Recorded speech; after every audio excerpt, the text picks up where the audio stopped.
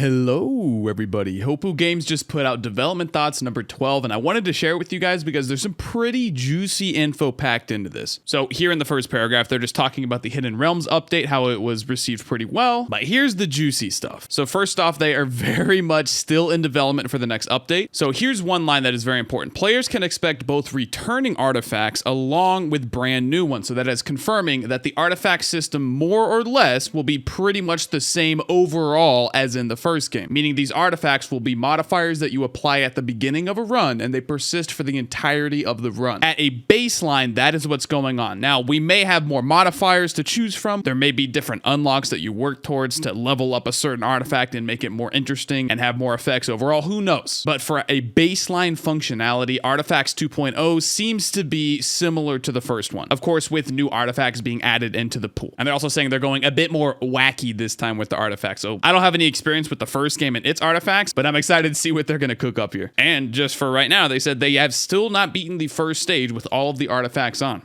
That sounds pretty interesting. And you can see here a little teaser would be the Artifact of Chaos, where friendly fire is enabled for your allies as well as the monsters. That sounds pretty interesting, actually. If you get like a double Stone Titan fight and one starts lasering, you can like walk behind the other Titan and have it laser. I don't know, dude. That sounds really funny. I'm looking forward to see what they're doing. Also, they're updating the entire UI to, I guess, navigation on controller. I don't know if this means for PC as well, because it doesn't really make a lot of sense to me if they're overhauling the entire UI for the sake of controller use, because the vast majority PC players, I'm assuming, are on mouse and keyboard. Here's another big chunk of meat here. Long runs begin to crash because of physics-related issues, and they're going to update this and hopefully resolve this issue entirely. So if you currently are crashing on like a stage 30 plus run, something like that, hopefully that will no longer be the case. Also, I've heard of people getting this black screen issue here. If you're getting that, hopefully they're going to fix that as well. And here's another really good chunk of information here. Another exciting Axis and Content Update 4 is that we have extra help from the Ghost Punch team. Essentially what this means is that they are getting much more help on the project than they were before, which is super exciting for us to hear, because hopefully what this means is that they're going to pump out more content, better content, and do it faster. I know for a lot of people, their largest complaint, myself included, is that the content is just not coming out fast enough. Now, don't get me wrong, I don't fault them at all. It's only a team of 3 dudes doing it. So hopefully this edition of the Ghost Punch team, which is the same team that brought us the stage remixes, so the alternate versions of Distant Roost and Titanic Plains, which I think were pretty successful. I think it's safe to say that they know what they're doing. So I'm very excited to see the long-term implications of them just having more help on the game. And here they're just detailing pretty much what I just said here. That is super exciting overall. I cannot overstate it. Now, the core team of 3 is still there, and I'm assuming they're going to have most, if not all, of the creative control. So it's not like they're just increasing the size of their team, but they're getting additional help where they need it most, and it's probably going to give them more time to focus on what they want to do, as in, you know, develop the game, add new things, think of new ideas, that kind of stuff. So all in all, I am very, very excited for this.